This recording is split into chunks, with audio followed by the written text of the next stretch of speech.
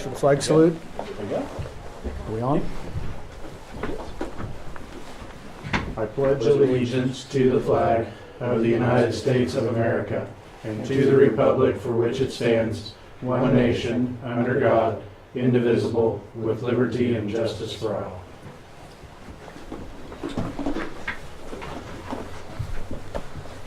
Okay. Should we go ahead and approve You our got it. minutes first? Yeah, I And would. then go into the executive, okay? Has everybody had a chance to read the minutes from last week? I have. I didn't see any changes. I didn't see anything changes either, Mr. Chairman. Okay, do I hear a motion to accept the minutes? I so as- move. I'll second. All in favor, say aye. Aye. All opposed? Pass 3-0. You got a paper on exec. Okay, why don't we,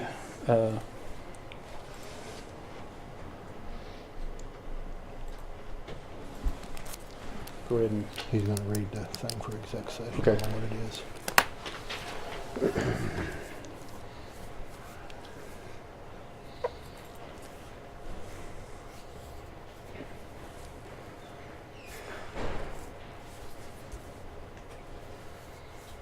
It has that someone moved that the Board of County Commissioners recess into executive session at 1:02 p.m. For consultation with an attorney for the public body, which would be deemed privileged in the attorney-client relationship as allowed by KSA 25-4319B2, and that the purpose of the closed session is to protect confidentiality of the discussion and to discuss a pending legal matter, and that the board come out of executive session at 1:07 p.m. in the commission room, first floor of the courthouse, and those present would be the county commissioner, or the county commissioners, the county counselor, and that's all. So one of you needs to make that motion, and So moved. I second it, Mr. Chairman. it's been moved and seconded to go into executive session. All in favor, say aye. Aye. All opposed? Pass 3-0. It'll be Just a very short one, so. Perfect. I have paperwork for each of you so that you can take a look at what I'm presenting. Mr. Chairman, Thank you. Mr. Counselor. Pass this right on over. thank you. Thanks, sir. Okay. Oh, he's one I of two. have policies as well. Yeah, I got this attached here, too. Okay, perfect. Do you get one? I got- have one. I think I got two of the same things. Anybody short? And this one feels thicker. Okay. I got one's investment policy. Yes, the ones that I handed out, I had slides plus the policy. Mm-hmm. I think that's put together. Dr. Sets. Good afternoon, gentlemen and ladies. Good afternoon.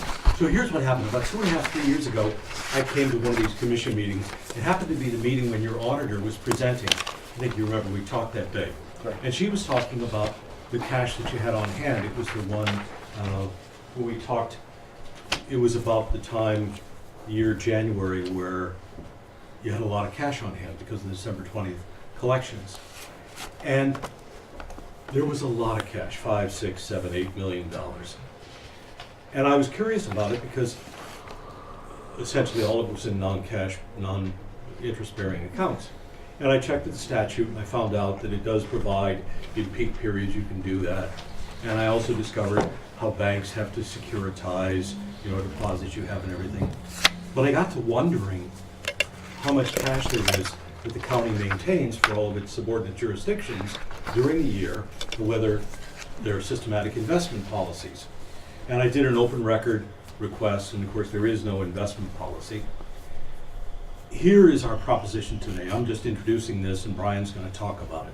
What we propose to you as policymakers is that you consider and adopt an investment policy for the county of Atchison.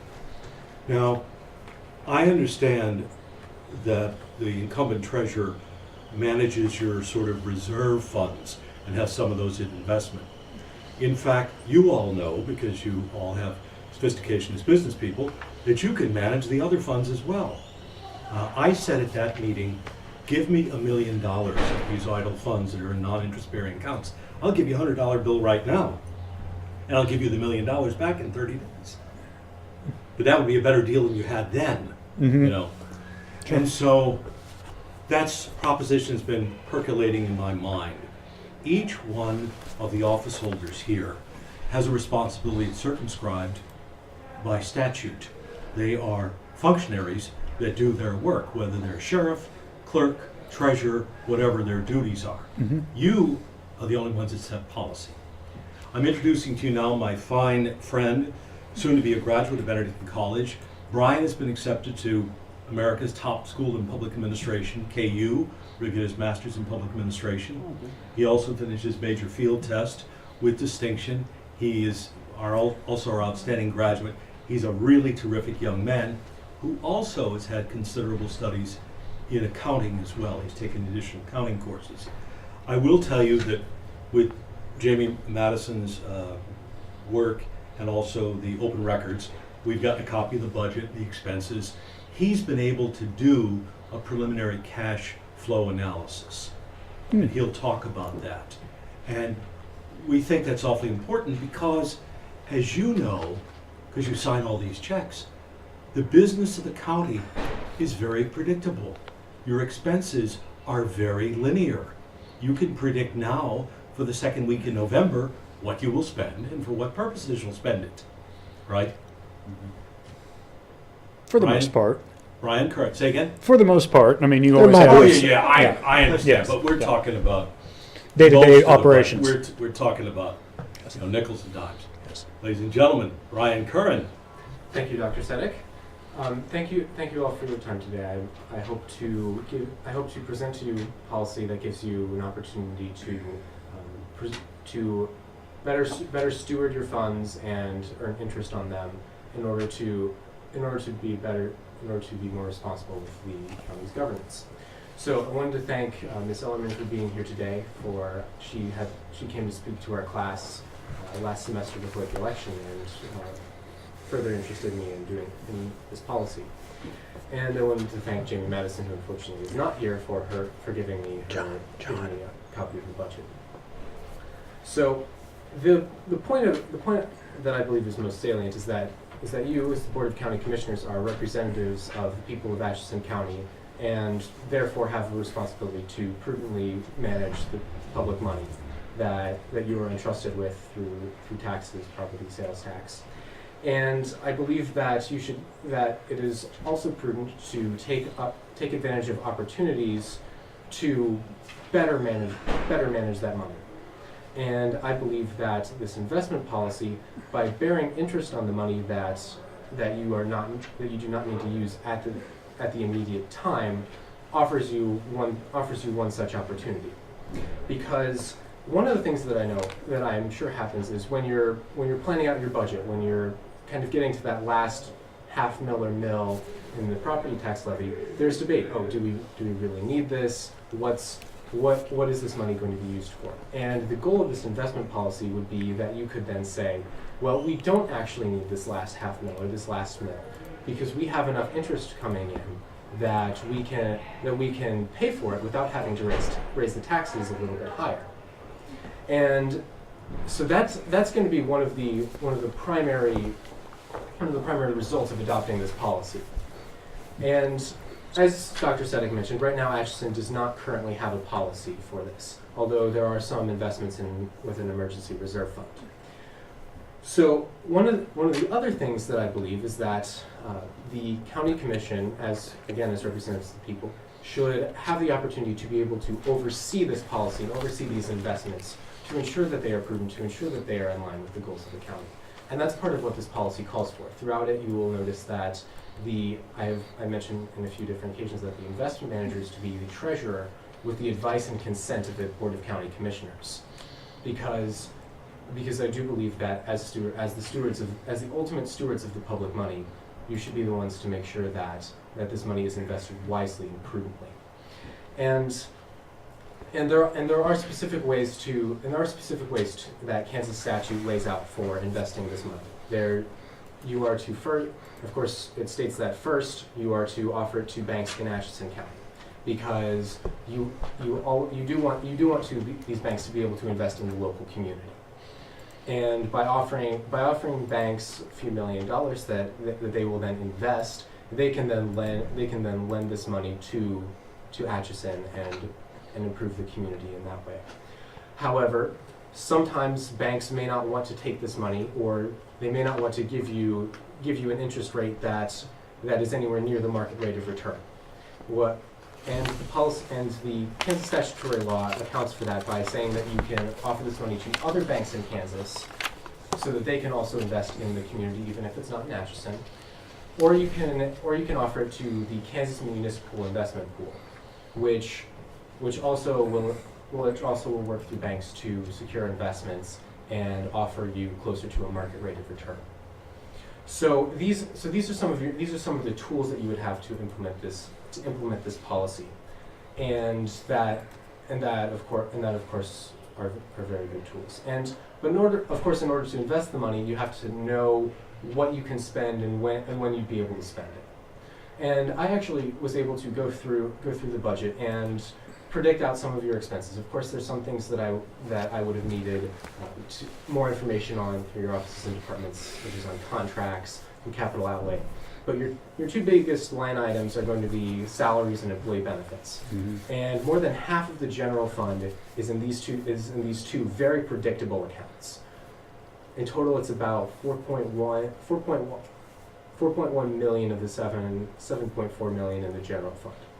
And that's money that you could turn around and invest throughout the year, and invest in more long-term things, because you know exactly when it's going to come due. You know exactly when you're going to need it. So after you plan out these investments, which may I grant require some help from your auditor to figure out when some of these peak periods are, when you're going to have most of this money, then you can offer it to the banks in the county, or to the municipal pool, or to other banks in Kansas. And so that you know where this policy comes from, I had the opportunity to talk to the League of Kansas Municipalities down in Topeka. I talked to Johnson County, Sedgwick County, people from the Municipal Investment Pool, and I ended up modeling this policy after that of Butler County, which is going to be much closer to Atchison in terms of population than Johnson and Sedgwick. So their resources are going to be much more similar to what yours are. So this policy, in sum, offers you an opportunity to make interest on your idle funds and possibly reduce your property taxes by a little bit. It also offers you the opportunity to better plan out your expenses and know when exactly they're going to be due, so that in order for this investment to occur. It also offers you the opportunity to invest in your community in a more extensive way. And furthermore, it is something that is eminently feasible, as I think the example of Butler County suggests. So I hope that this will soon be on your agenda, not as a mere discussion item, but as an action item. And I believe that if you have further questions, I'm happy to answer them. And if you need either Dr. Sedek or I to come back to answer further questions, we'd be happy to do so. Thank you very much for your consideration. Are these guaranteed? These investments? Yes. By which do you mean they're securitized and collateralized? Yes, they must be. That's part of why local banks might not want to accept the investments, because they would have to securitize a large sum of money. I find this is very timely, as this is coming about when we're going to have a change in our treasurer. Yes. And you said she's been attending some of your class, or yes. I think this will be give us time to kind of read your research and maybe talk to some counties and stuff, and this will be very timely. Mm-hmm. Thank you very much. And we understand through the research that Brian did and that I did, that you have these statutory responsibilities for the distribution of the funds you collect for other entities. But during those 30, 45, 60 days, you have some opportunities. Mm-hmm. And again, I'll offer you that $100 bill anytime you want to collect it. Sure. Because you ought not to let that money just sit idle. Exactly. I was really amazed by the work he did with the Kansas Municipal Pool They are very flexible. This is a great place to do business in terms of giving them notice and how little and how much notice you must give them for making withdrawals from these investments. And one of the things you can do is even if you have money that you're not sure exactly when it's going to be needed, you can offer the municipal pool to hold it overnight and still make, I think right now the rate is about 0.5% of interest on Mhm. it, which is still quite a bit better than what you make. Zero. Yeah. Yeah. Very little. Yeah. Is there any hidden fees? No. Like, we could take money out today and we could take money out tomorrow, there's no charge for any of that transactions, business like? There are not transaction charges. This is run by the Treasurer's Department for the state of Kansas. So if you look on the second, page 2, he talks about liquidity. He talks about 18% of the portfolio in something that matures less than 2 months. He wants, that's highly liquid. So 18% of your assets are in something that's highly liquid. So it looks like you would ladder it. I'm not as familiar with the pool. I am familiar with the Cedars program, which is highly recommended. I think Dr. Sedek had mentioned that too. Any thoughts on that, one or the other, or? I think the pool is the right place. Oh, pool. Okay. Yes. Okay. Okay. All right? Thank you very much. I Something to think think about. Do you have any questions, future treasurer, or comments, or? I plan to make sure that I've got Brian's contact information, so. It's good Hi. business practice. I mean, Yes. these are Well, these sure. are funds that are sitting. Obviously, it's just moved up just a little bit. Obviously, you're right. We're We, currently not we, earning we very owe it much. to the taxpayers to be as efficient as we can, and this is a way to maybe lower the mill. Yeah. Thank you very much. Good. Thank Thank you. Thank you. Thank you. We'll be in And touch, I'm you'll be sure. the contact, you and Connie Ellerman, the new treasurer? Yes. Okay. Thank you, sir. We appreciate that. Okay, who's next? Wes Leonard, 125.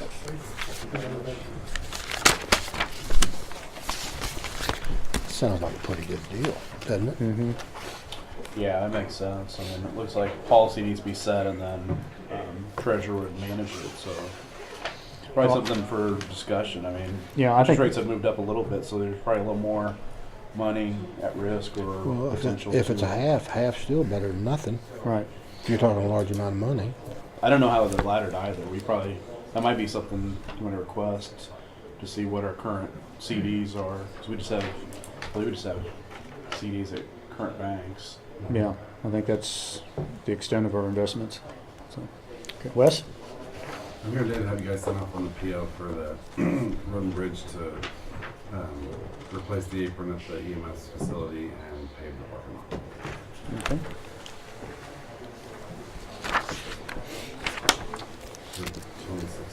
$26,000. $26,000 even. This is going to be done by our road and bridge, so it would just basically be material cost.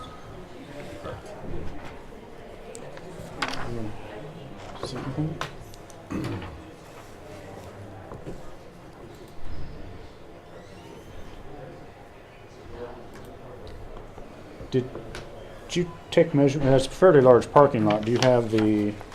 Not on that sheet. Okay. Yes, Seth, when we were out there, measured it all out. We're not paving the whole parking lot, just the place where we drive in. Yes. The west side of the parking lot is still in gravel.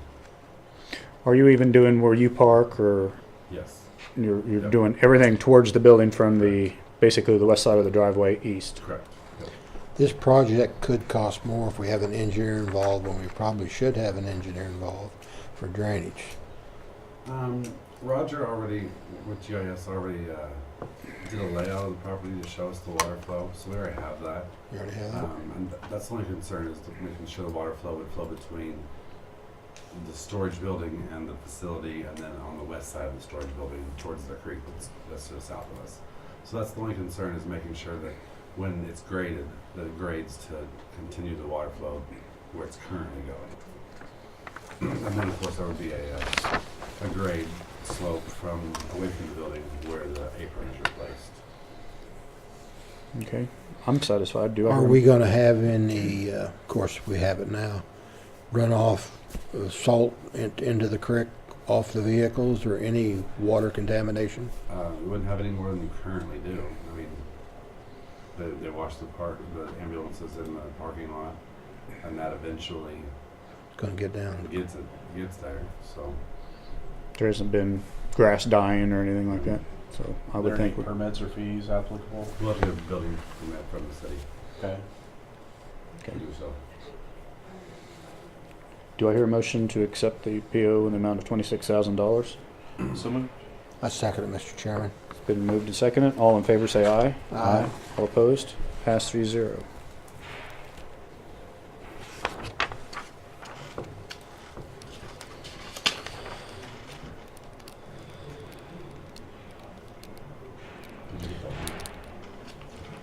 Will you stage some ambulances at another location or out in case they, When they're asphalting the parking lot, yes, we will stage ambulances out. so they don't, But when we're doing the cement work for the apron, no, because we'll just do half of the apron and stack the ambulances on the other side of the building and then switch after it's completed. Does Linda need that? Yes. Okay. And it'll be fairly fast for them to be able to do so. Granted, the asphalt won't happen until later in the year. Mm-hmm.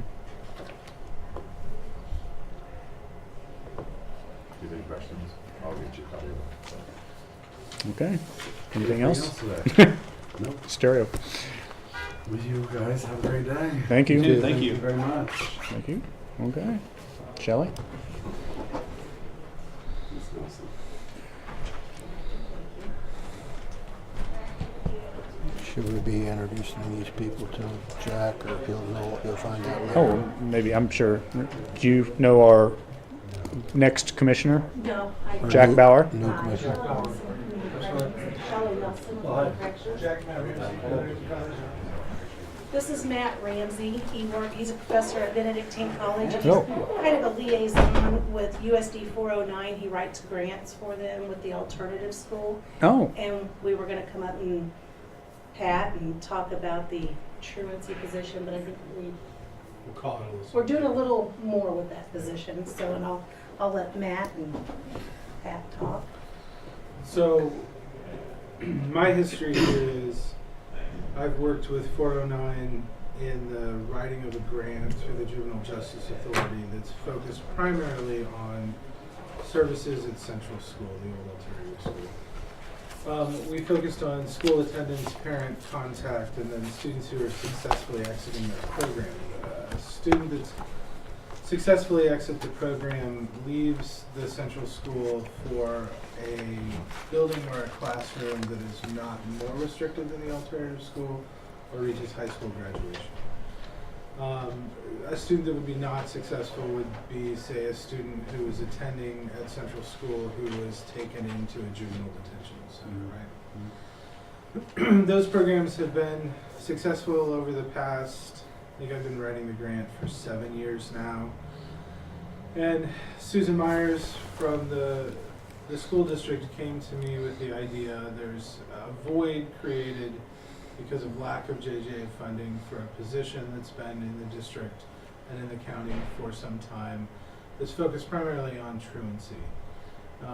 This position has also served as a liaison between the schools and the court services, and as reported to me is really an essential aspect of how the school and the courts work together. And we've had that position, I think since 2005 or 6 is when that position was created to Leavenworth.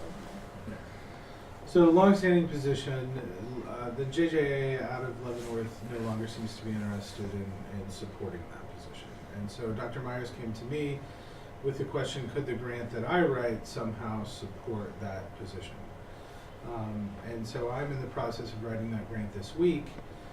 The funding potential for that grant would not cover the position completely, right? Those numbers are your numbers, so if you want to talk about them. I think Susan determined it was gonna be $43,000 total for the position with benefits and everything. You were gonna write the grant for 25, I'm 26? going to try for 26. And that would leave the school and us supplying, what did we say, 14 each? Between 11 and 14, 14, depending on how the grant And comes how much back. we get, right. Yeah. So, which, we'd talked about this position basically, was it December, January? Somewhere in there. Running it through June, correct? Yeah, right. And so basically it's the same position, but we're adding more wraparound services to benefit, to get the grant through and to provide more benefit for the school district and for the courts. And then the school also had a couple of questions, at who would employ that position? Would the county want to employ it? I don't think the school district really wants to employ it.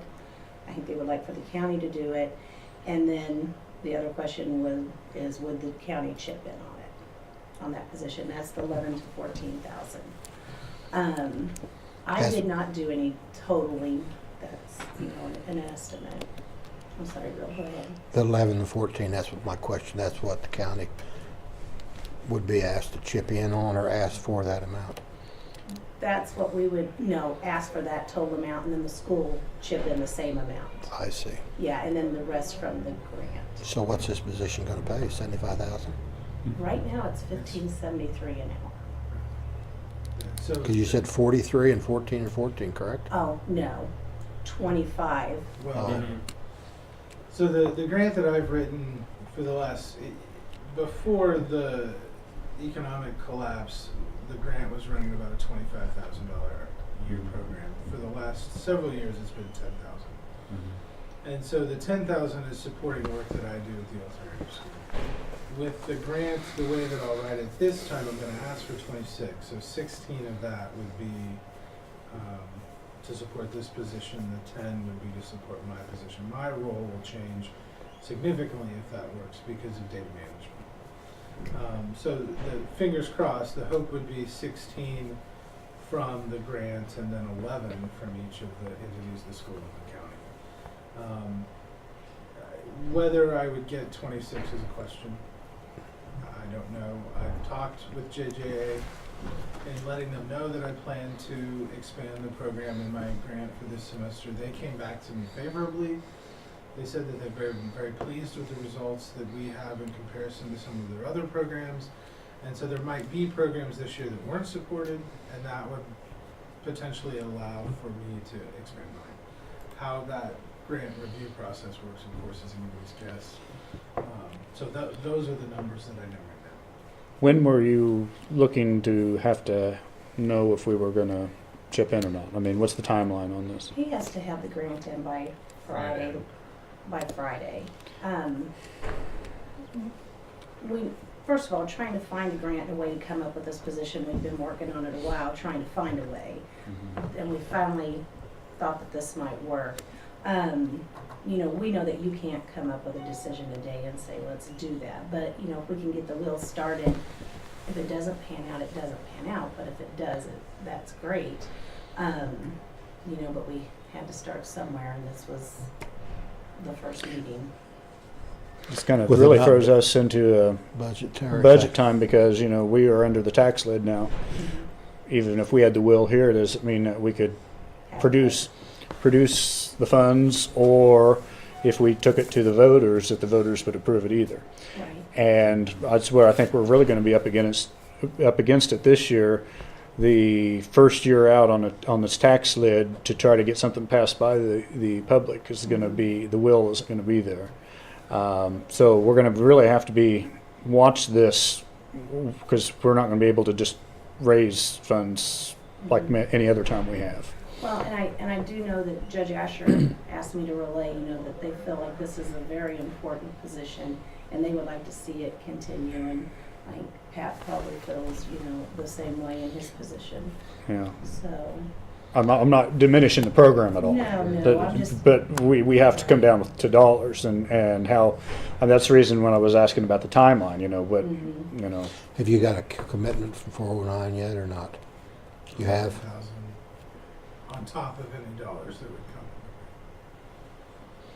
come. And you did, 377 does not want in on this. We never pursued that avenue. Okay. I was going to say if it would help if they were At least. open to it, maybe they could chip in partial amount of that would help out. Mhm. That's the only thing that I was wondering, if there was other people that could benefit from the program that would be willing to chip in, it might be a good avenue to go down. Right. I feel personally they ought to at least be asked whether they kick it or not, but at least let them aware of the program. And if they want to kick in, that's great. And if they don't, I know there's a lot of, across the state, there's a lot of different, sometimes it's just strictly county that run truancy programs. I mean, there's a lot of different models, I guess. It's hard to see, like, how successful, I guess, the truancy officer position is. I mean, and I asked this back in, like, December, January. Are there some metrics, or is there, like, you can just say this is how many students that we've helped, and you may know this offhand. I just don't. I guess, like, tell us what we're dealing with. Yeah, that's been the frame for my thinking, because until last week, I assumed I was writing the same grant that I've been writing for 6 or 7 years. So Okay. this is New new to me too. Okay. The way that we've evaluated the program as it currently sits is, like I said, it's parent contact, Okay. school attendance, Yeah. and the successful completion of the program. I think as the grant would be written, we would be looking at those 3 goals and focusing. The JJA defines populations in 3 ways. A primary population, which is the average student who's not necessarily at risk of court involvement. The secondary level programs are programs for students that are at risk of criminal activity and court involvement. And then the tertiary programs are the students that have already been involved in the court systems. The feedback that we got from JJA was that if we were going to expand the program, we would expand at the tertiary level. So I'll write the position not as a truancy officer. There seems to be some political backlash associated with that. I don't have a good handle on all what that is. Mm-hmm. So my writing of the position would be someone that was there to support the students that are at the tertiary level. So these would be kids that are already involved in the system, wrapping around them, communicating between courts, schools, social work, community corrections, and that in a true wraparound fashion. Also then to include some secondary students. So we would look at, for our outcomes, we would look at those pools of the population. We'll look at their school attendance, look at their parent contacts, and look at how they migrate within the system. So at the end of the school year, if it's a middle school student who's moving on up to the high school, that would be a successful completion. Mm-hmm. If it was a student that was moving and transferring to a school in Lawrence, that would be a successful completion. The unsuccessful would be a student who is leaving for a more restrictive environment, be that incarceration or foster care or some other system. is our rate good enough to ask for more in this grant, or you feel that's pretty much been the maximum amount? Ask for 30 and expect 20? I mean, For the grant he is asking for, it's not the graduated sanction grant, it's the prevention fund grant. I see, so it has nothing to do with success. Right. Well, a little bit, because Matt's very good about doing his numbers, his data, and getting it in a timely manner. So that is in his favor. But there's nothing that our rates would help with that, other than the court district as a whole, which the tertiary, I did FY16 numbers, and we had 59 cases in FY16. The majority of those kids did come from the Atchison Public School as compared to a county school or a Moore Hill school. So just FYI, they're mostly centered in town. Mm-hmm. But tertiary, we're looking at, 59 cases for FY16, and then that's not even the secondary population, which 409 staff's going to look that up. So, What would be secondary population? So these would be kids that would be at risk of Okay. law enforcement interactions. So Okay. we'll look at attendance, out of school suspension, those Okay. sorts of things to define that population.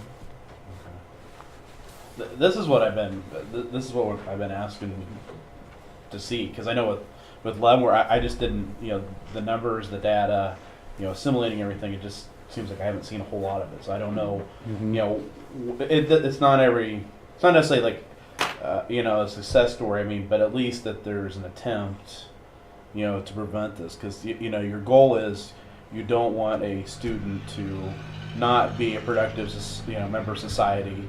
Ending up in our jails, making a bigger burden later on. So this would be more proactive than reactive in my Spending $1 My here opinion. might save you 5 down the road. That's what. Early I would intervention. probably And I say. think the judge and Pat, I think, you know, the liaison between the school and the Sure. courts is very beneficial. First of all, the reports that they get. And with that position doing the reports, they're gonna have daily contact with the school to know what's really going on. So when you get in court and somebody says, well, so-and-so didn't do this, and we have somebody that knows, no, they did, and this is what happened. So that the judge and the county attorney both know the whole situation. So, I believe that it's an important program. Again, you know, we're just gonna have to kind of play this by ear on the funding. and I think 10-month or 12-month is what you're. The current thinking is, so the prevention pool is not large, right? My idea was just as you suggest, write big, see what we get, go from there. When I found out the total pool, writing big would mean we would get all of the grant money allocated for the 2 counties, which I don't see as realistic. And so, the position as it rests now with benefits is $43,000. If benefits stay basically the same in a 10-month versus a 12-month capacity, that brings the position down to about $38,000, which I think is more realistic, right? When we think about 10 from the grant and 11 to 14 from the district and the county, that gets us pretty close to the 38. I don't think 43 is realistic. Which budget cycle are you going off of? Are we going off of like county budget cycle? Are you going off state, or how are you determining? Well, So this actually, would be for fiscal year 18, so 18. beginning July 1. Okay, so state. Okay, mhm. okay. Sorry, I don't know why we're on opposite fiscal scale calendars, to be honest with you, but yeah, we are. So when you say fiscal year, I'm like our state. And you said 10 months where we wouldn't be paying benefits for the summer months, basically? Is that what the, Typically, how I've seen it work is the benefits, you know, a 10-month person is still getting insurance, you know, all of that. So Mhm. in moving from a 12 to a 10-month, I figure the benefits are going to stay basically the same as a part of the salary. It's just the salary will be paid over those other 2 months. And then, once again, you know, you need to think about, do you want to keep that position as a part of Atchison County? Because that's where it is now, Mhm. so. Which is an Ashland County employee right now mhm. for the benefits. Hmm.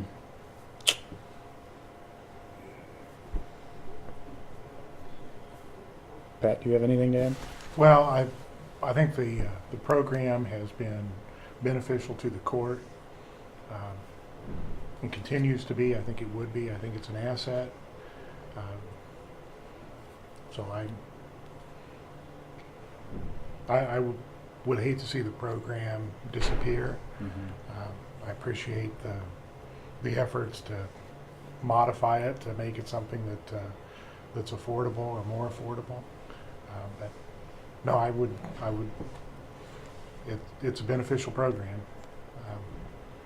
I don't- Yes, Jack? Eric, and maybe I don't understand it completely, but my understanding is the tax limit of 1.2% does not apply to public safety or law enforcement. That's So correct. you can It- spend money in those categories. I believe it does apply to law enforcement, doesn't it, Jack? I'm sorry? The tax lid, doesn't that? I think you should I'm change- think- certain extent it does. I think it we does. talked about public safety, which, if I'm hearing this correctly, had, Would this be doesn't classified as say public tax safety? levy I- requirements. The way I read that on public safety was more of EMS, something more. I don't know if this would be. This is a prevention program, basically. I don't know if this would, but it's something that we could look I into. mean, I don't know, I just thought, Because I think there's going to be fuzzy gray areas both in on Jack's side with the sheriff and to EMS. I think we're going to have to really look this first year. This tax lid's going to be kind of a lot of gray areas that we're going to have to look into and do some diligence on. As I just went to a budgeting class last Friday, and it had to do with the tax lid, and there was a lot of questions on this that were these gray areas that are going to have to be basically clarified before we can really go forward. so obviously you're up to speed. Yeah. maybe better than I. Yes, I mean, that's very valid, but, and I was thinking of with that order, I was thinking more from what I heard that since this would be more of a prevention, not something more like an EMS where you're actually hands-on. So that was some of the gray area that was discussed. The definition problem, maybe. Yeah, Because this is gonna get challenged in court. I mean, yeah, but it's the law we're gonna have to live under in the near future Yeah. until this does get qualified, so, It's not like this year, but yeah, it'll probably get challenged. very good question. Do you have anything more? I mean, I'm gonna write the grant and submit it on Friday. okay, Their process has been in the past that they take our grant applications about a month before they send materials to the state. And so there's time where they can come back to me and say, we don't have this much, can you modify the program, can you get by with this much? mhm. So as that process unfolds, I can keep you all informed, and just let you know, and as we move forward, we'll figure out what we need to figure out. I mean, I won't be here, but it sounds like it's a pretty good program. I mean, I think you're Oh. gonna spend 10 times more when a person gets to our jails versus trying to be a little more proactive with it. But I mean, they're already an employee, you know, so we already have some sunk costs already associated with it. But it sounds like if he's writing a grant or something at Friday, they're probably gonna need an answer pretty quick. So Yeah. We'll just have to play this by ear and see where we can look into, you know, if this is going to be under the tax lid and try to do some research on that. And of course, if you have any questions about the benefits of the program, you can always, you've already talked to Pat, but if you want to talk to Judge Asher, I'm sure you can get any call. We can talk about it, but I would support it. I think it's a worthwhile. Like I said, spend $1 now might save you $5 down the road.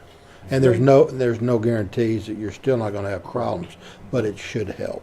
I mean, Yeah. it should help things. Are you going to talk to 377 or would you want They ought somebody to else? be, they ought to be asked, I would think. Okay. I think I'll visit with Susan and see about that ask, because probably that ask comes better from between Susan and Steve. and- My guess is that they probably will not participate, but it's just an avenue. I think that they ought to be asked, Have they got and their new then, superintendent in place yet? No. no, they won't have a new superintendent for a while, so, but they'll probably have an interim superintendent. So we'll let Dr. Myers get in touch with I the school think that's district. the and- better contact there. And then the other thing, if the grant works, yeah. because of the required data collection, I'll be able to bring very robust data on either a quarterly and an annual basis back to you. Okay? So, Yeah. You got any Sorry, questions? I'll look at it too. Jack, you got any questions or comments? No, sounds like a great program. Yeah. We should say Jacks. There's two of them Oh, back I'm there. sorry. No, no, Well, I no, meant- no, I no, meant- that's, I meant- yeah, they both worked out, so I just. Jack, You talking the Irish Jack or the Irish Jack?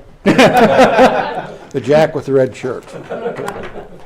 So, Dr. Ramsey was recently made Educator of the Year at BC. So. Congratulations. Yeah, very good. It's been an exciting week. Congratulations. Yeah, busy. Yeah, I bet. Matt, can I get your contact info? Yeah, phone number is 913-360-3382. Shelley, will this grant writing affect what we talked about before? I don't think so. Okay. So, Yeah, excellent choice. Okay, thank you. Yep. Thank you very much. Have a good teach. Have a good day. You too. Good time. thanks, guys. Thank you. Linda.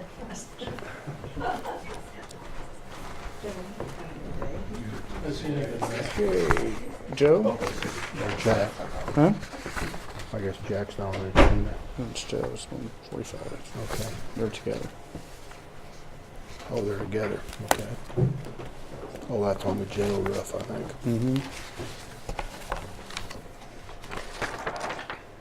I don't know if you was given, I think I believe we were, weren't we?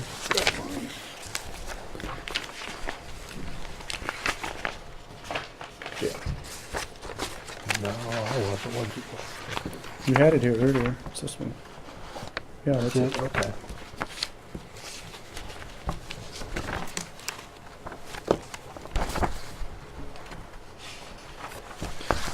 The only thing I've thought of since we presented this morning was in your list you do have the health department ramp, and I believe, did you want to include that?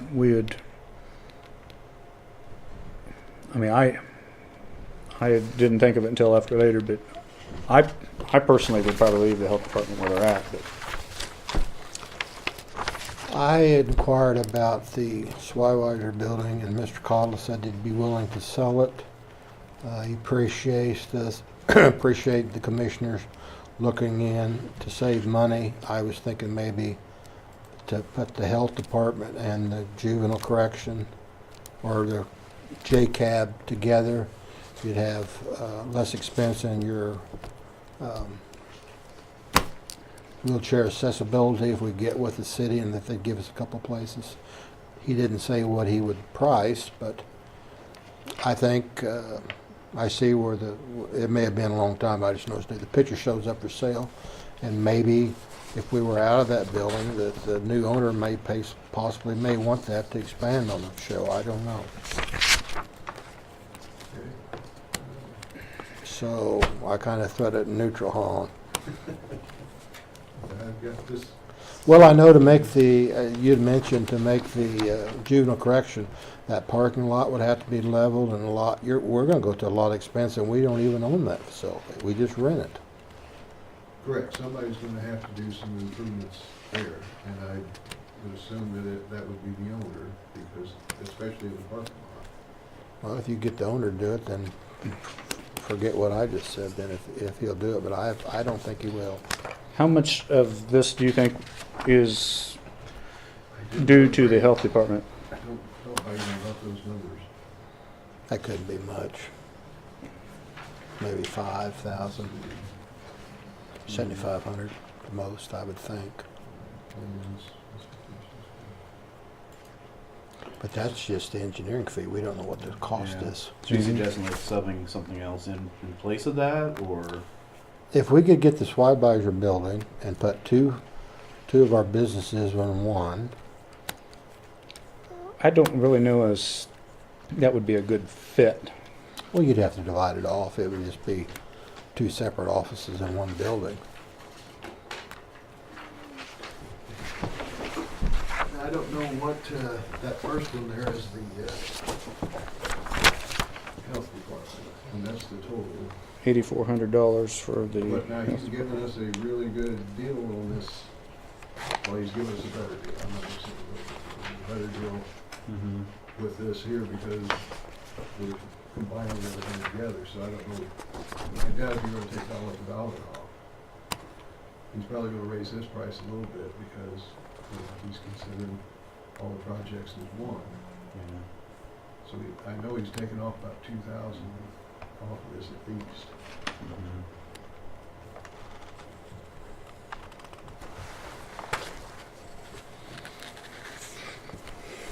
So I would say, you're still looking at 20,000 for this portion of it. I think the location of the health departments is good, but I think how it's plotted out is very, very poor.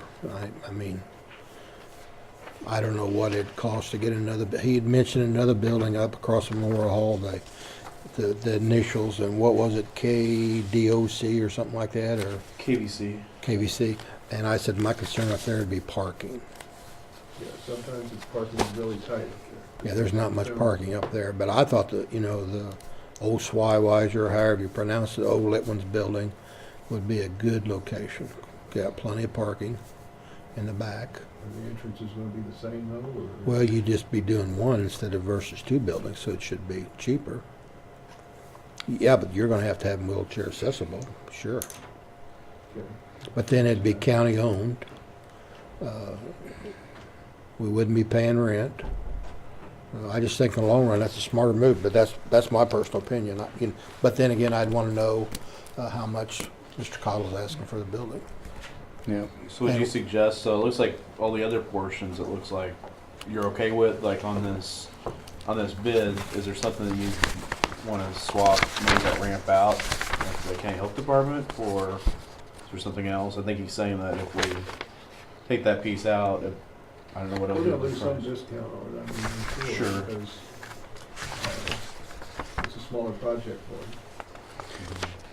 And if We I- wouldn't lose that much just on taking the ramp out, would we? Dollar-wise?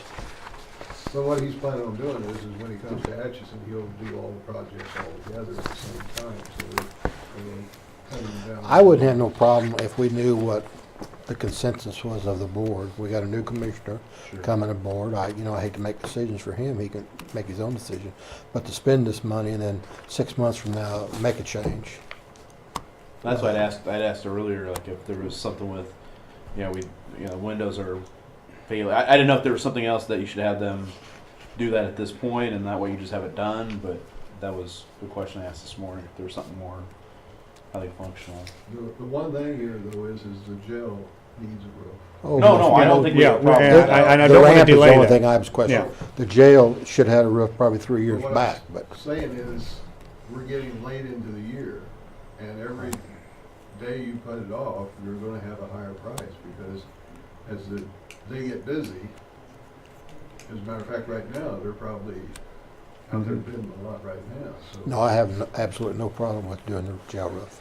I think the majority of these things are stuff that probably need to be addressed. I guess I was just asking, Mm-hmm. with the ramp at the county health department, if that piece is removed, is there something else that you replace it with, or just take it Oh. out? Okay. I think we're now looking about $20,000 to do everything but the health department, that's what I would, that's probably. Plus the cost of the project. This is just the Architects. Right, Yeah. that's what I'm saying. You gotta put the cost on above it. Right, Yeah. and that, he gives a cost estimate on that sheet I gave you, I think it was. I don't That was, remember what it was. 8,400. Well, but there's a cost estimate on the construction of it. I think it's 20,000. That would be over. About 25. Okay, and that 25 is over and above the This. architect fees. But we also had an offer to pick up quite a bit of that on the other end. The health department is willing to pay a third, if I remember Yes. what I was told. So a third of that would be picked up by, who was Health it? department. Well, it was Northeast. the state, it was WIC, Oh, okay. WIC program. That's where I'm leaning to go ahead and leave the health department where it's at and go that route. But I don't know if there's anything there. Yeah, I mean, these doors and all that, if we didn't do them till later, that's one thing, but the jail piece, the roof. Right. We need I want to act somehow on that today, yes. All right. I'm not wanting to put it out.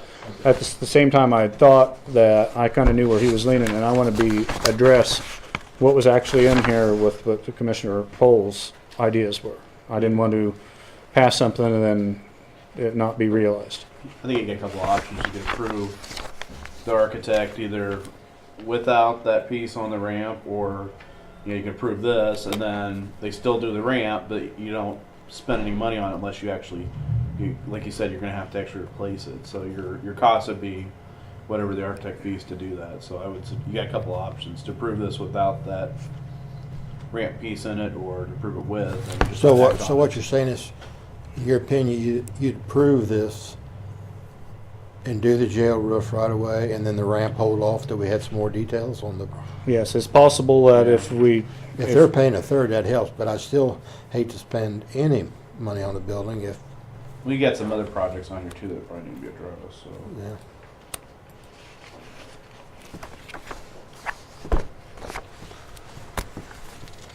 Well, you hate to commit because you're going off, and I don't know if you're wanting to commit. I think it's fine without the ramp. I know what you're saying. You've got accessibility issues on anything on the perimeter of the mall. I think you're going to continue to fight ADA issues. That would be my suggestion. And it's not just ours. We've got City of Atchison has some accessibility issues on the mall as well too. So it's Yeah, if there was a building that wasn't on the mall, it would be better, but so far, that's the only thing that I've come up I mean you're with in getting 2 places. yeah. I mean you're talking about stuff access from the parking lot just to the back entrance of the buildings, and that we don't control that. So this ramp only addresses portions of things. Yeah, and I don't know if you'd wanna put that ramp in and then move the building if somebody else is gonna pay it first. Exactly, That would be correct. A pretty bad situation there too. I would think. Mhm. I make a motion that we approve it and leave the ramp out, whether you want to put that ramp money on another project. It's not the dollar amount, it's just, Sure. I hate to spend some money if we change, and we may not change, and then if we don't change, we'll do the ramp. I'd second that. It's been moved and seconded to accept this PO minus the cost for the ramp at the health department. Set, wait, okay? All in favor say aye. Aye. All opposed say no. No. Pass 2-1. You want it noted in the minutes, Mr. Chairman? You Sure. use a no vote.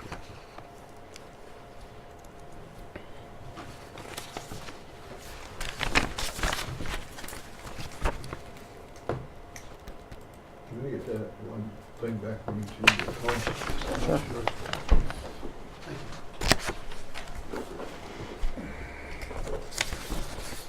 I guess I think that we have an offer for a third of that ramp, and if we wait too long, that offer may vaporize. So, Just so I'm clear on this, I need to go back to the architect and tell him to remove the ramp from his proposal.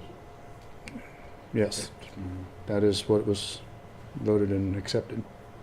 Okay. Thank you. Jack, do you have anything? I'll just hit that. Okay, Thank you. thanks. Thank you.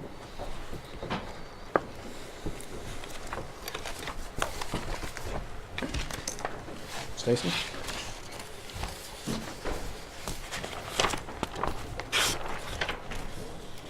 I'm bringing the application for the installation and of a septic tank and lateral at Effingham Transfer Station, and to tie into the existing water source and plumbing to the building.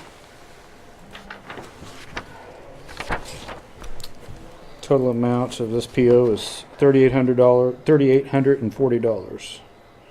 The vendor with the low bid is Wagner Excavating LLC. We currently have a water meter out there now. Yes, Okay. yes, we have a hydrant out there, so they're gonna come off the hydrant. We don't have, how do we pay for the water? We pay a water bill, Oh. we pay a monthly water bill, it's rural water. But we have no meter. Yeah, there's a meter out there. Oh, okay, yeah, okay, yeah. That was my question. You said no, I thought, how'd that work? Yeah. Yes, we have a water meter and hydrant. And you had more than one bid, correct? We had four. Four yes. bids? I requested 6, 2 didn't send a quote. And you had this in within your budget or the budget? Yes, I'm taking it out of your budget. Mr. Chairman, I so move that we approve the PO in the amount of $38.40 for the restrooms at the Effingham landfill by Wagner Excavating LLC. I'll second that. It's been moved and seconded, sorry. All in favor say aye. Aye. All opposed, same sign. Pass 3-0.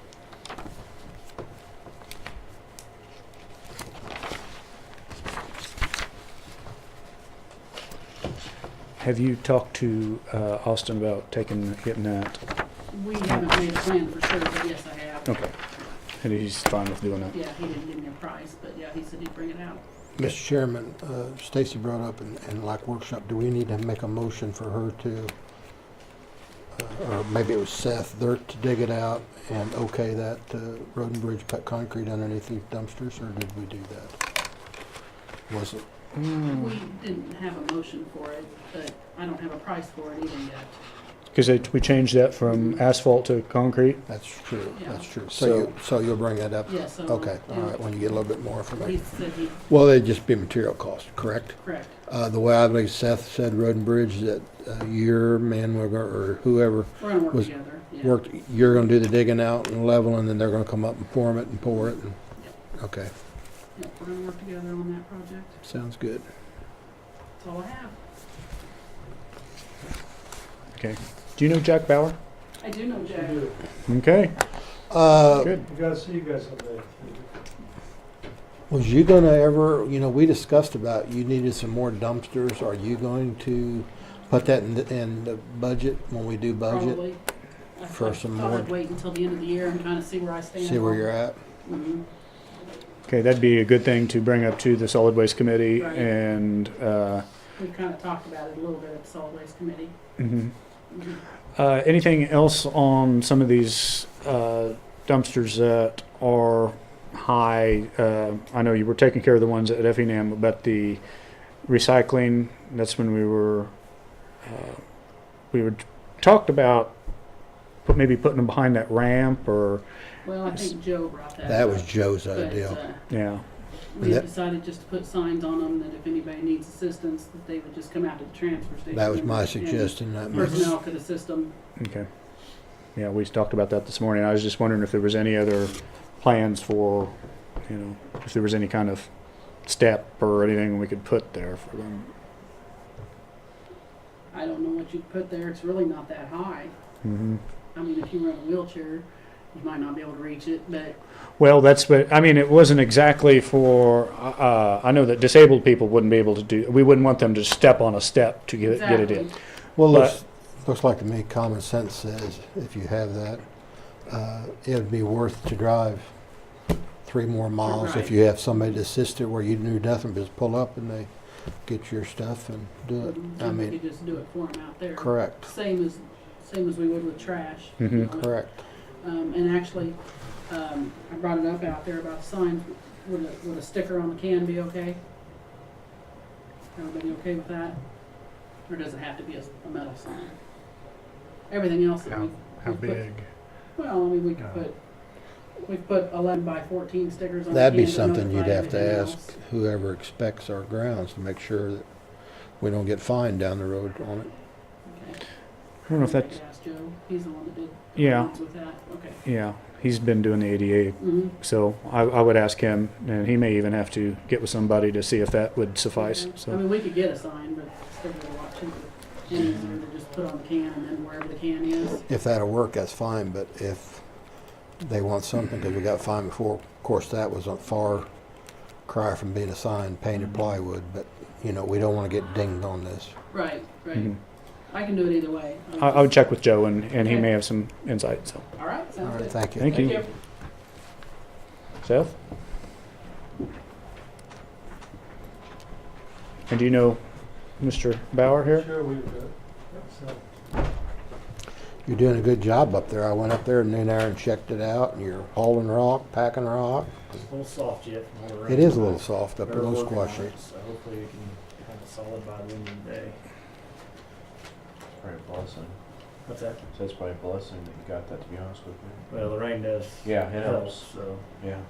now we're gonna rip Condenses it. everything back up. Look good. Look good. It's far from finished, but it looked good. Okay, so I'm here to ask permission to close the bridge south on Anderson, or south of 116 on Anderson Road. I did talk with the township. They were, they didn't want it closed because there is people that use it, but they understand there is safety concerns with it, and that was basically my whole reason of wanting to close it. They thought the reason for closure was for the tree that had fallen on it. I advised them that it wasn't. It was structurally unsafe and different aspects of it. And an engineer did confirm that he would recommend closing it, but it was our choice. So with that, is there any questions?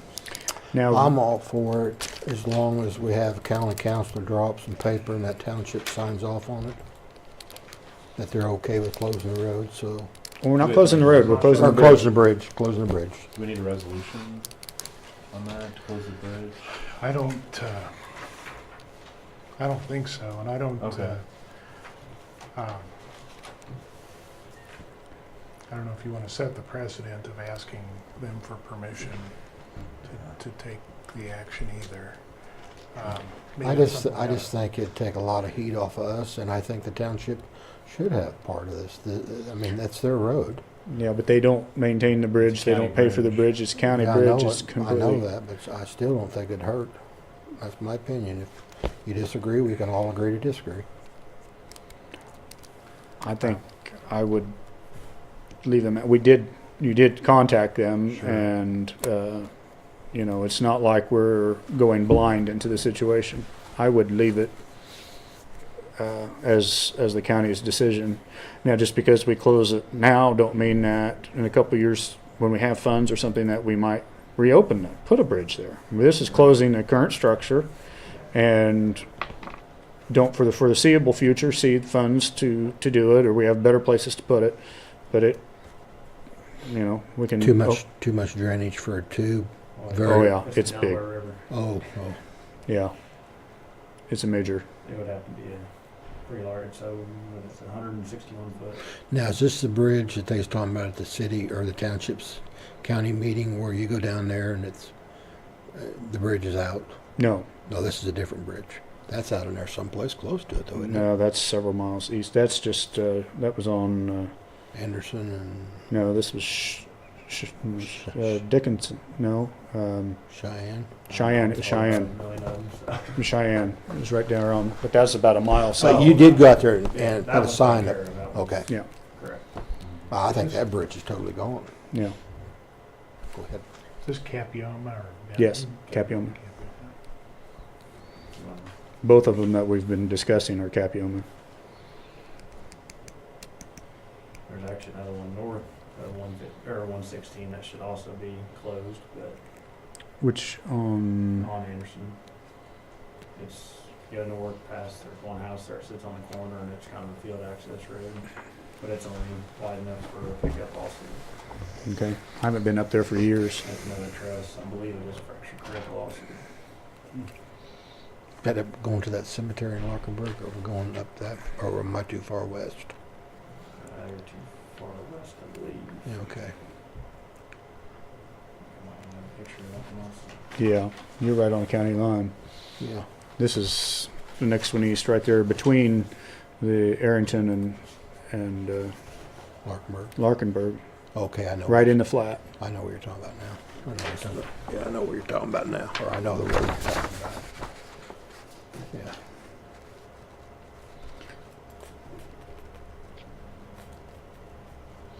Is there any other Or the bridge was on there. No, but it shows like it's a pretty big. Actually, if you get under the road and bridge drive, there might be the map on, or the bridge one underneath there. Can I get, I don't think I can get in there, can I? Should be able to, I guess. Well, if you can, under your Apartments. documents or folders, all on the, just the computer drive, on the county drive. Yeah, over here. Folder and see the Oh, road I and see. bridge I'm drive is sorry. down there.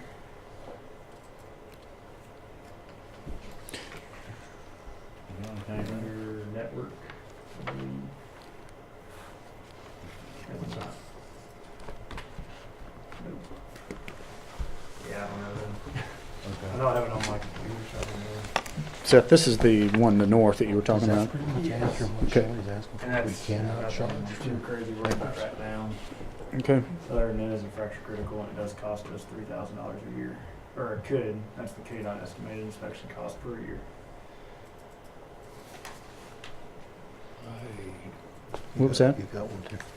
Those came from Michelle knew that Mr. Sedich was coming up, and I think took it upon herself to print out some. Well, see, I thought this would come from Shelley, the deeds about.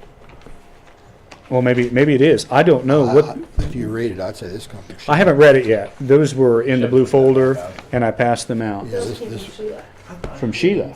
Sheila. Yes. Haley said Sheila What's the crossroad? brought him over 116 is on and the said she north. could, you emailed her Okay, wanting to so come I'm over way today? south. Mm-hmm. And South she is said she couldn't 227. come over because of all the tax sale stuff, but she brought those over, so I don't know, I didn't even know if they were. Okay. I just passed them out earlier when I was in here, and I didn't have a chance to read them, so I was just take them home and read them. She was copying for sure, but she had a bunch of stuff. Yeah, when we knew that Mr. Sedich was coming, I took it upon myself to ask Sheila if she wanted to step in. So. Oh, okay, okay. And so, Is that it doesn't look like it's a road. I think that's just old.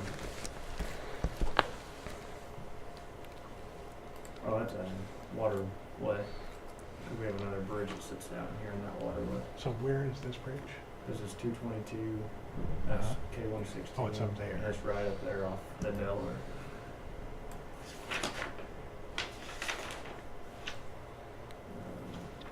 This one that we are in the process of closing there isn't actually the Delaware, isn't that Elk Creek that comes down through there? Because the Delaware is the east bridge. It's crossing the It's Delaware. actually feeds into the Delaware. Yeah, so this is Elk Creek, I believe. Yes, you could figure out now, I'm sorry. No, It's that's still just, a pretty good sized creek. yes, it's still huge, but it's actually for people's information. And this one actually right here cost us $3,500 in 2016 to have it inspected.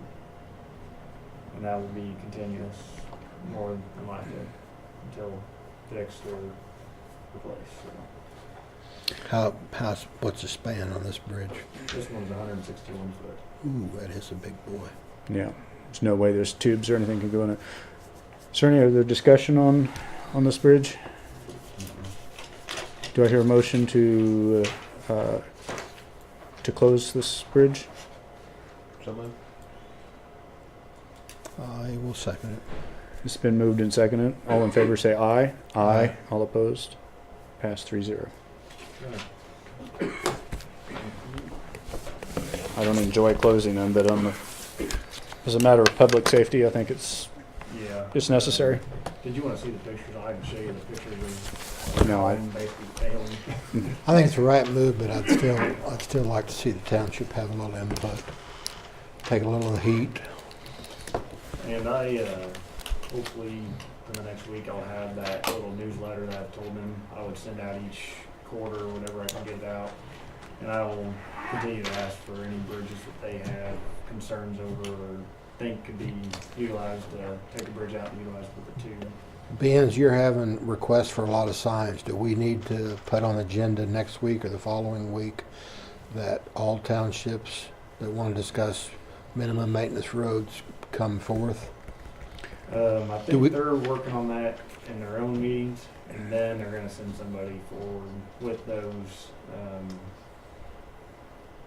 I just got off the phone with Capioma. They have certain ones, but they wanted to discuss it further with their board. I'm sure Mount Pleasant's gonna have to come forward at some point. Walnut will have some. Does minimum maintenance, like Commissioner Knoll said, that doesn't mean no maintenance. They're going to have to do some maintenance. Yes, they'll still have to somewhat maintain them, but just not, say a big rainstorm comes, somebody gets off on their road and rolls their car. But I believe The liability. the liability of that. even just getting stuck. I mean, I think that it's Invest in a Public four-wheel safety. drive tow truck, you might pay it off in a year or two. There's a few in town. So they even get stuck. I know one that just got stuck this week and stuff. okay. All right, Thank you. Thank you.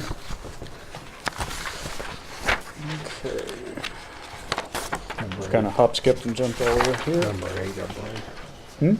Number 8. Check to see where we're at.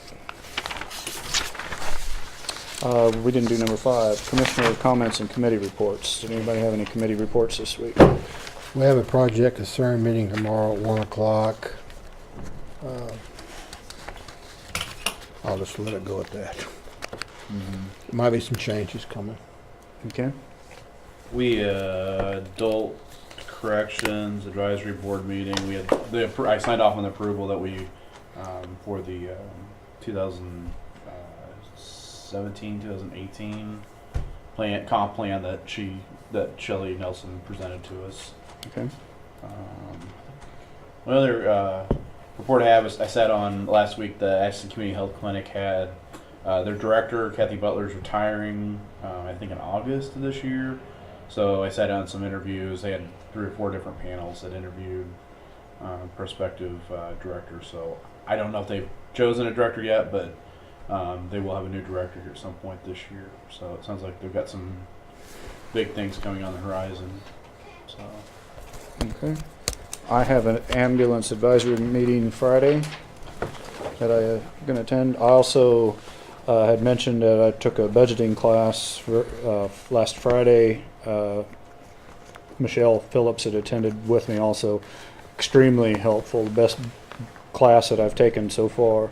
It was in Topeka, so That budget, the first time can be, well, you're aware of budgets from the city, but that first budget you go through, boy, you're just about lost. At This- least I was. Eric, also, I emailed Eric at the League of Cities, and you can raise the CIP, police, 1.3. fire, and ambulances more than the 1.2%. Just the CIP. Everything is eligible for to go up the CIP, which I believe for the county is 1.3. But you're saying that you can go up more More for, for police, fire, and ambulance, okay, according to what the league said. okay. So just the CIP, not the operating budgets. And I misunderstood that, I'm sorry for that. I think that was in there originally, like what you're talking about. It got kind of thrown out last legislative session. They made a bunch of changes to what they excluded and included, unfortunately. But CIP, so what are capital improvements? We're not limited. that's good. The training that I took was just basically how we'll figure the budget on whether we're going to need to go to a resolution to go to a vote with the public if we would have to raise the budget more than the CIP. So this was on the budgeting end of it. It was very good training. Okay, number 8, old or unfinished business before the board. I can't think of any. Okay, county council. Was you going to ask about any progress on what we offered on the tipping fee, or did you talk to Trey? Or? I haven't got a chance to talk Okay. to him. County councilor updates? I have several things. As you all know, tax sale is tomorrow. There's been quite a bit of interest in it. There are 2 properties, I think, redeemed this week, and that is the Wind Development property and Reggie Ballou property. There may be more, and I'll email you as they come in. Also, with regard to properties that do not sell at the tax sale, that is, that no one bids on, I've read more of the statutes and talked with, done some research on it and talked with some other counties. It does look like, you may, and I think should, consider offering any of those properties that do not sell that are located within the city limits of Atchison to the land bank. And that way they wouldn't have to bid on them and pay anything for them, and it would get them off of, it would get them out of delinquencies, I guess. And as you know, they've bought several vacant lots at the last few. Doesn't cost us anything, and I think it's a gesture anyway. I had a discussion with Trey about it, and he thought they would be interested in, probably not in all of the lots, but they would be interested in taking some of them. It can't be done until after the sale because the ability to transfer them without selling them applies only after a sale where they haven't sold. But there are some counties that have done it. I think, I can't remember if it was Riley or Gary County that had it's probably Gary because it was, I think they built a lot of housing in anticipation of the military expanding, and then something fell through, and so they had a bunch of lots that had a bunch of special assessments on them, like hundreds of them, and that's what they did with them. They transferred them to the land bank. So I've got a question. If a property does not get a bid and we decide to give them to the land bank, do they still pay the anything to get the title changed, or? They gotta pay that minimum fee, don't they? There- No, if it didn't sell, I guess they wouldn't. There would be one deed that would have to be recorded. Now, I don't know how many pages that deed would be. It would depend on how many parcels there were, so it might be a several-page deed. But it would certainly be less than the $32 per parcel. Actually, now that I think about it, I think it probably can be done by court order, so that's a public record, and the court order gets recorded with the register of deeds, so I take that back. I don't think there would be a fee at all for transferring them, but it wouldn't cost us anything either. Okay. So. I mean, that might be the best way for them to go. I also would say that if there was any parcel that they particularly did want, that they probably ought to bid on it, because I mean, we haven't made that decision to turn over everything, so I wouldn't want them to presume that anything not sold is going to be turned over to them. So if you understand, I could tell you for sure that there's been a list drawn up they want to bid on. okay. I mean, I would think anything that was really strongly wanted would be worth the minimum bid. I think it would have, also they won't bid on anything anybody else is bidding. So Oh. if somebody else wants to Sure. buy it, city's not gonna compete with Mm-hmm. Correct. other citizens. Okay. Uh, I'm not saying we won't turn them over. I'm just saying that, you know, until we really actually take action, there is no promise that there will be properties turned over with. So that's what I'm saying. I just seen a gentleman go by a while ago that I foresee our tax sale is gonna shrink very much. I'll just leave it at that. Yeah, I think that's a possibility. And the redemption is end of today? The statute says that the redemption tomorrow. is the end of the day Tax. before the sale. Oh, it is. There's been, there was a news report that indicated it was just prior to the sale, but the Oh, yeah, statute no. says the day before the sale. Correct. Our plan, if there are properties where someone files an application to redeem tomorrow, is to just treat that as a motion and see if we can find a judge to rule on it. And if we can, we'll get a decision, and if we can't, well, I think we'll be able to, and he'll decide one way or the other.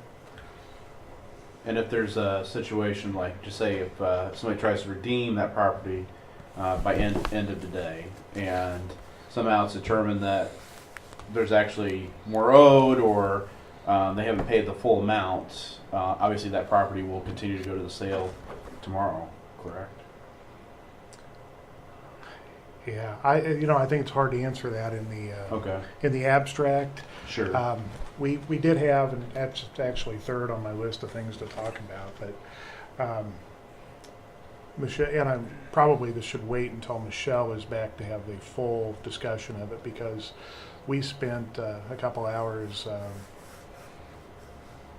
a week ago in the evening looking at, she was helping me out with CIC and showing me some things, and we found 4 properties, and 2 more have been pointed out to me since then, that the CIC computer system does not appear to be tracking if there's a change in the parcel.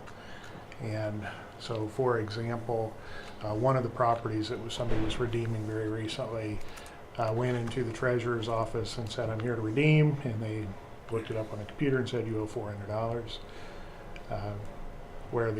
And he said, "I know that's not right because I've been talking to the county counselor and it's $1,500 or something like that." So we took a recess, and then they found it. So if you're searching by name in CIC, it will just show you the taxes that are owed by that owner, or that were accrued or assessed when that owner owned the property, and doesn't show prior.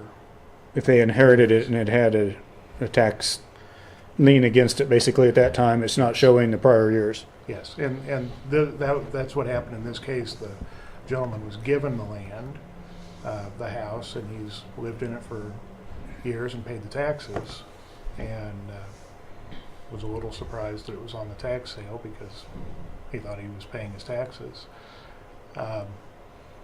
So that CIC is looking into that. The second situation we had was where a property was,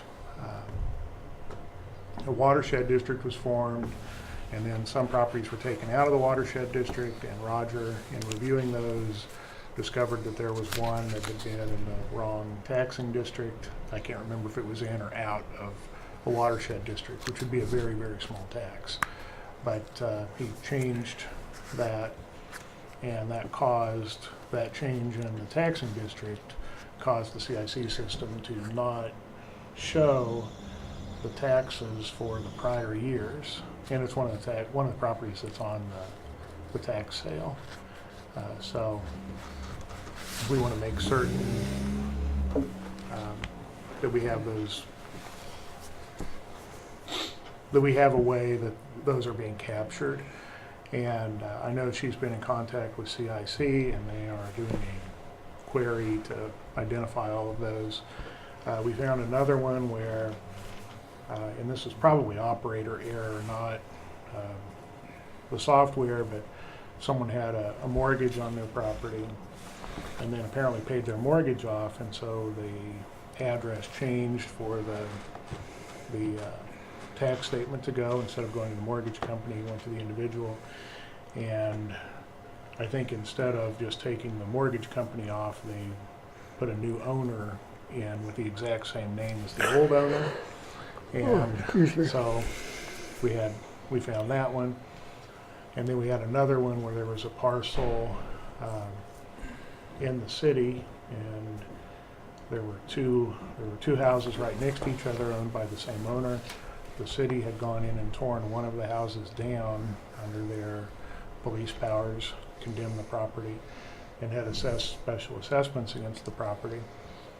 And those two lots then were combined at the owner's request, and the special assessments were no longer showing up. And we could find them because they were still under the old parcel number, but they wouldn't show up if a person went into the treasurer's office to pay the tax. So there are a number of situations with the CIC software that we need to get figured out. And I'm not sure whether those are all just the method that we search for the parcels when someone comes in to pay a tax, or if it's a shortcoming in the software, and they're looking into that. So that will be a topic of discussion. Along with that, we have, this is just an example of one.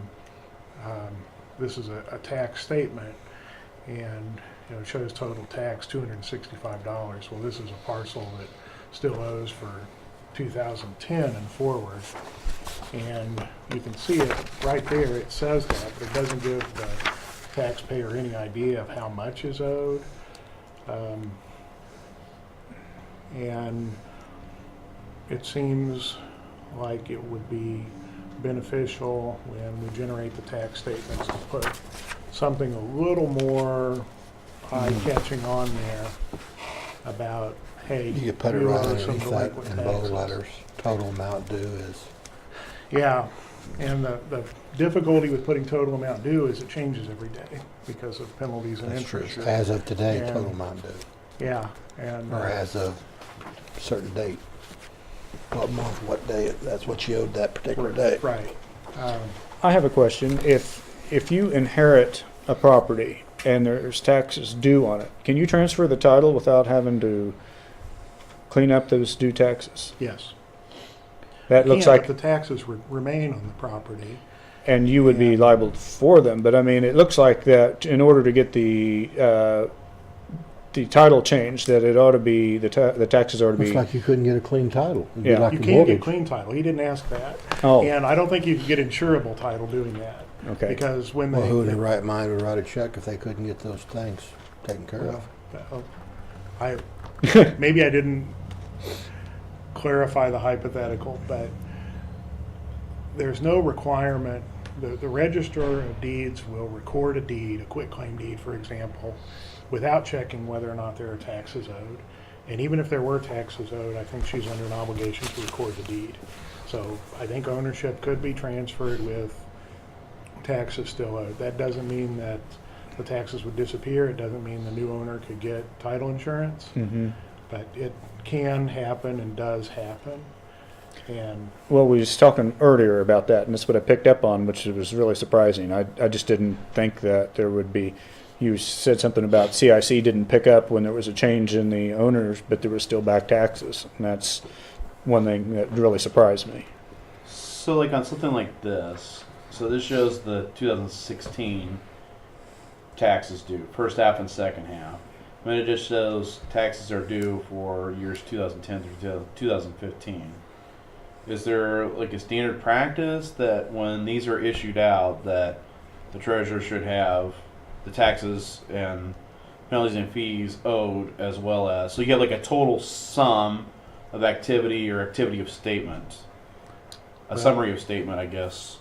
whether it's standard practice or not, I don't know, but it sure should. Not that it's you, but I'm just saying like Oh, I in understand. the private sector, I would never send out, if a bill is owed for prior years, you would never send out just, this current year. You would send out a statement showing this is what's owed up to Grand total. to date. Yeah. Right. In the private sector, that's very common. In the public sector, it's saying that's not very common. But Yeah. I don't know whether it's standard practice or not, but it should be. Okay. I agree with you. is that something that the commission would set a policy on? Because I thought that that's typically a policy set by Yeah, I think the it's governing probably, body, and then it's executed by yeah. treasurer.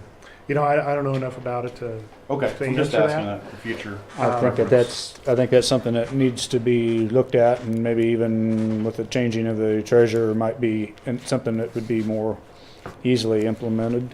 So you're probably gonna need something in place prior to the next tax sale, is my suggestion. Yeah, which we will probably be starting that process will be just in a couple months, won't it? Well, I think a couple months is probably a long time. I think we want to get the question with CIC answered Sure. first. But we identified through the queries that Michelle ran about 125 parcels that Okay. would be at least 3 years delinquent. And I want to explain that. When the taxes have to Why be, wasn't that picked up last tax sale? Go ahead. the taxes have to be not just late. So the 2016 taxes, first half are due December 20th, and Yes. the second half are due here May 10th. May 10th. They, on September 1st, if they're not paid, the treasurer bids them off, that is, publishes a list of them, and there's not really a sale, but that's what the words the statute uses, bids them off in the name of the county. And they have to be 3 years past that date before for homestead property, before they can go into sale. So that means right now it's the 2012 taxes that are 3 years past that delinquent date. And so it's not 16, 15, 14. It's really 2012 taxes are. This example you have, is this one that is on the tax sale or is not? I don't remember. I believe it is. I believe it is too, but I'm My not- question to the chairman was, why wasn't this property on the last tax sale? Because it's 7 years delinquent. Well, as I was saying, it would just be 2012 Yeah. right now, so I think it was 2010, the last one. It probably should have been on the last one, but. Again, if it was one of these properties that had been transferred with back taxes that wasn't showing up, there's some glitches So in the even though they system. don't owe taxes, I'm pretty sure that's the daughter. I didn't even look at the name on that. I was looking at the examples. Oh, sorry. so what he's talking about when he's talking about query, it's a massive database, and so databases are really finicky. You really have to be very specific on what your searches are in data. I mean, because it's a lot of data. It's a lot of data, and so if you don't do very specific filters on Jeff, see that? on the database, you may not pick it up. I won't say it's an anomaly, but you have to be very specific on what you're looking for. Mhm. So that'd probably be something to coordinate with CIC. I don't know what type of database they're using, but I don't know. Well, I think that's something there that, as we work now with CIC and we will be picking up more and more of that, and we'll know what to look for. Yeah, I'd be curious to see what outside of the tax sale, the treasurer when she sent out tax statements is probably searching something. There's got to be a query to that database showing up like taxes due. So there's something probably needs to be addressed with that as well as for future tax sales. Does that make sense? Am I saying that right? I mean, because you've got that gap of 13, 14, 15 years that wouldn't necessarily pull up with homestead unless it's like commercial. I think commercial industrial are 2 years. So that's years 3, and then It's possible she's not even using CIC at all in her searches when she brings That's up true, that. too. how could you not? Isn't that that is our database, isn't it? Well, they had a method before we had CICs only been in place for how long that they had. 2 years. So there's possible that there's something on the old system that, as far as maybe the statewide treasurers have, that she's been using or searching. You mean the Manatron? I don't know. I just Manatron system's been gone for we- like what, 2-3 years? we know No, that we're she has. talking 7. We're talking 7 years. What version? What did they use before we had the CIC? And we know that she's Ledgers. not really Yeah. been Ledgers, physical. a fan of CIC. So I'm just saying that's a possibility. I don't know. I'm not suggesting that that's what it is, but I can see that happening. Sure. That there's some other database that she's accessing. Gosh, I think that's yeah. Can you see that happening? Yeah, I'm just thinking of that database. Like today, if you try doing that, I don't think that database exists anymore. I think Manatron's completely gone. Yeah, because it was on the AS400. It all transferred over to the CIC database. So whatever was in there prior is in your new database. So they extracted the data and they pushed it. Well, they it- exported the data and imported it into CIC. But maybe then possibly. I mean, I'm just trying to kind of wrap my head around this also, that maybe the parameters that she searched in an old database were not as exact or not forthcoming with CIC. You know, when you put in that search, that, like you say, that search can be very exacting, or it can actually eliminate things that you want if you don't word that perfectly correct. So maybe her search parameters that she used before could possibly have missed properties. Or just pay CIC to make sure we run the query that you want. That might be an option. They come out here for training and stuff like that annually anyway, so. You said Michelle's looking into that, correct? Yeah, she is. This seemed to me to be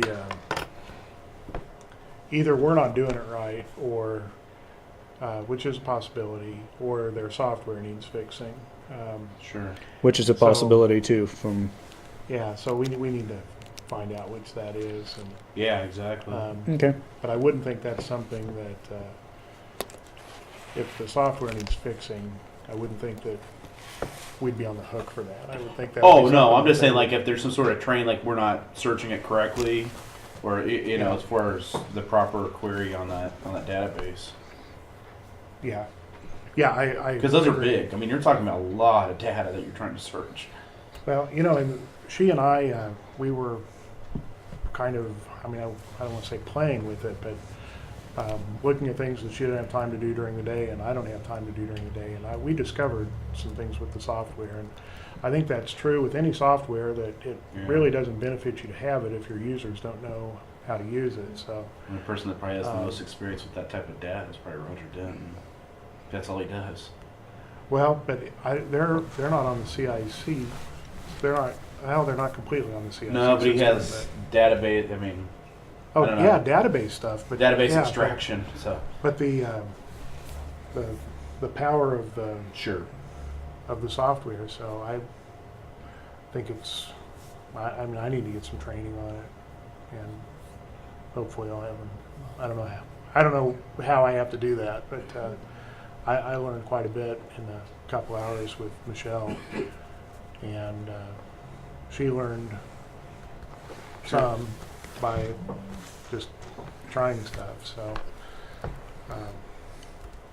I know how that is, just like that training I was told you I went to Friday. I mean, it gives me a better appreciation in knowing what now the clerk's office or anybody doing with the budget is going to have to do in their process. So, I mean, that's almost kind of being cross-trained, but it gives me a lot better perspective of what's going to be needed. So, Okay. Okay. Public comment. I have a couple other things. Oh, I'm sorry. You had asked, we had talked about nuisances, and I actually gave you some incorrect advice, which I want to get corrected. And that had to do with the county's ability to do what cities do with nuisances. That is to go through a process and get an order to have the county do abatement work and charge it back to the property. And statute is KSA 19-110B, and for some silly, and it gives the authority to prosecute resolutions.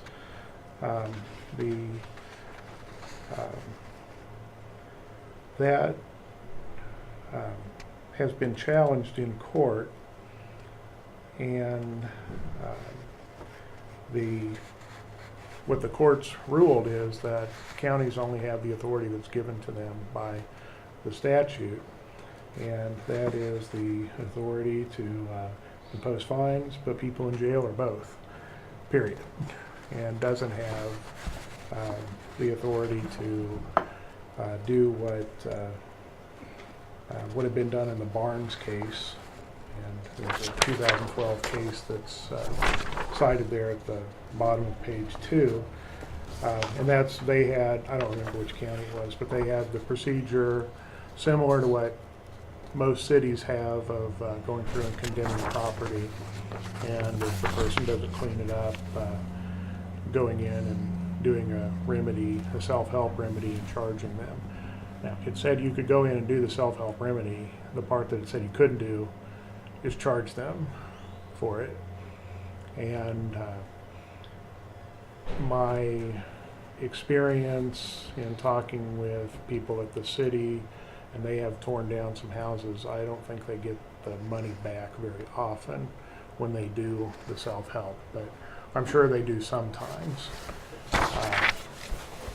So I don't know that fiscally it makes a huge difference, but I had told you that I thought we could go through that process, and that doesn't appear to be the case without a change in the statute. We can still do for sure what we've done on Country Club Road with Parup's property, where we have a lawsuit pending where we're not asking for a fine. We're asking for a court injunction, an order that no one reside in the property until they have the sanitary sewer system operating. I haven't drove by there, but I think some of that probably been corrected. Have you drove by there, Jeff? Which property? On Country Club Road. The Park. sewer running out and down the stream. They were doing some activity. I haven't been by there in a while. They tore down a trailer or something, didn't they? Yeah, there are 3 trailers, and she's agreed to remove 2 of them. One of them was broken and structurally unable to be pulled out, so it had to be taken apart. And it looked like they just hacked it apart and left it all there, so it made it, I think, worse than it was. Ah, I haven't been by there in the last week, probably, but I've heard that it's improved. But the attitude of the 2 defendants, the landowner and the tenant, seems to be that they recognize they need to get it fixed, and so they are working with Dennis Foster on that. I did talk to the court about having a hearing, or at least a status conference, probably in 30 or 45 days, just to make sure it doesn't get put on the back burner and stay there. Have you heard from Dennis since I told you that there was that possible case and they were kind of, Yeah. okay, you have talked to him since then, okay. good. Well, and that's last on my list. There are two other properties that Northeast Kansas Environmental Services has asked me to file a similar action on, and they're both situations where the people in the county have lagoons instead of septic systems, and I think that has to do with whether or not the soil is whether it percolates enough to have a septic system or whether it has a lagoon. Anyway, our sanitary code requires that those be enclosed by a fence, and for 5 years they have sent a letter saying please enclose this in a fence, and they're told, oh, we'll get right on it, and they never have built fences.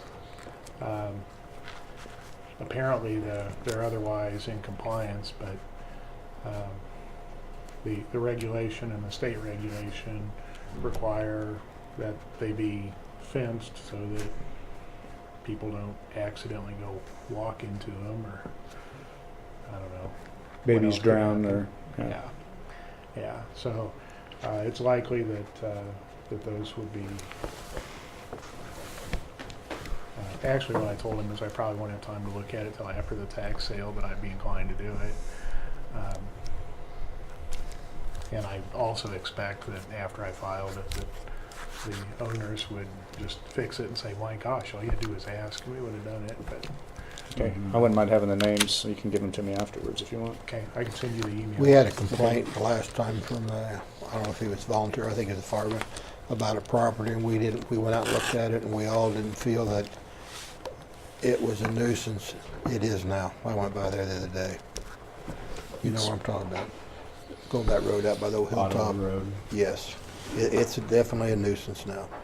Twizzlers and. Yes. Oh, okay. Yeah. Some of the, yeah, that's That's one that's in Have and you out. noticed that? we will see that time and time again as some properties will clean up and get better and then revert back. Doing the It's bad now. It's bad now. Follow up.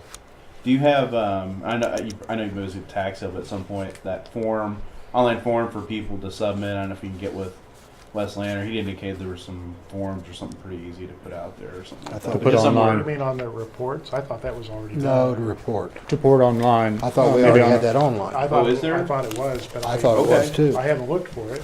I haven't either. I hadn't really looked in a while. I thought it was online already. There. Is that like under public works or just report concern or something? Must be- I don't know.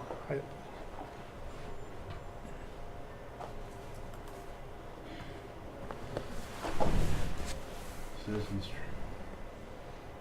pothole complaint, fix it form, potholes, missing signs. I would see like 6 forms. Did you search by complaint or what? I went to e-services. I went to online forums. And I can go to request or see if it's Yeah. any different. I don't see it on there either. So See, I thought Wes was gonna put something on there. Yeah. I don't know. Maybe it's in there. We just can't find it. That's Yeah. something that we need to get. I think that would be the most fair way of people reporting. if we can't find it, that's as good as not having it. Well, it's 'cause none of us Yeah. are everywhere all the time, so we don't know Right. what stuff is where. That's interesting.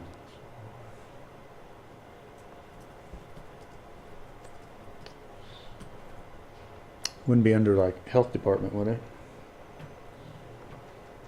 We should have it on the spot. Public health. Oops. We can't wait till our website is updated.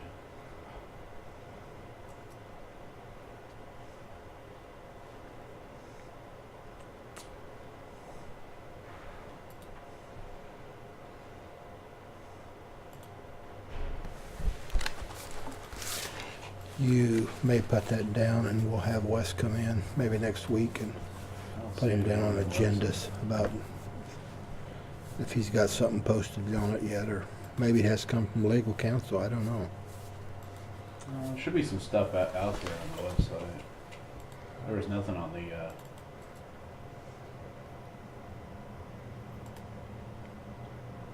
There's no form, no. What about if you'd hit public health up there at the top? Just what would that do? It's the only, you probably wanna, like an old picture, yeah, please. Yeah. okay. Yeah, well,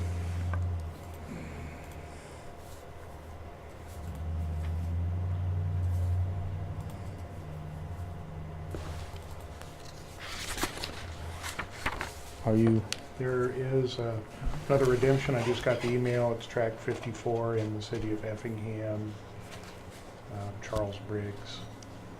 okay? So,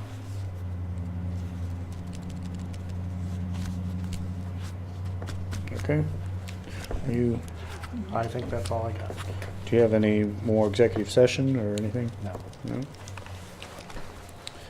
Okay, well, I just want to just say before we make a motion to adjourn that for the public record, this will likely be your last Maybe not. commission We don't- meeting. we don't We don't know, until- but probably for Do you all have any intents and idea purposes, when- this is, Do you have any idea when you're gonna be? Well, somebody walked over today and said they didn't come today, so I don't Yeah. know if they're Okay. expecting it, but they're expecting it any day. Oh, Sure. so I just want to, 7 to 10 days, I would. and if you're here next week, fine. If not, I just want to say good luck before we sign off, and that to you, and welcome to Jack. Thank you. Yeah, absolutely. So, I With it- echo the same. It's been a pleasure working on this board. I'll still be active in the community. Before I leave, I'd mentioned trying to get stakeholders of the You whole need to- sports. I think, with City of Atchison, getting all the major stakeholders, I think that's still With on the you, table. Hopefully, with trying you to get serving on all those boards, you're the most logical one to still ramrod that, although you might not be commissioner. Yeah, and I've touched base with pretty much all the entities. I even spoke with the individual on the rec commission this morning, and he thought it sounded like a very good plan to get some sort of long-term plan for the community There together. has to be. Yeah, I think there's a lot of entities. We're all And kind I of keep hearing out that as there. far as different people. Yeah, exactly. I think we can do some pretty good things. I with had that. suggested such a meeting with now that our superintendent at 377 has stepped Oh, yeah, down, Steve. Mr. Yeah. Steve Wiseman, but he said he was very interested in doing that. That was before his resignation, but Okay. 377 would like to Yeah, they were participate. going to be a stakeholder that Yeah. was going to be at that table. Yeah. So, with that, I think we're meeting. Do I hear a motion to adjourn? Also move. I'll second it. We adjourn at 2:58. All in favor, say aye. Aye. All opposed? Pass 3-0.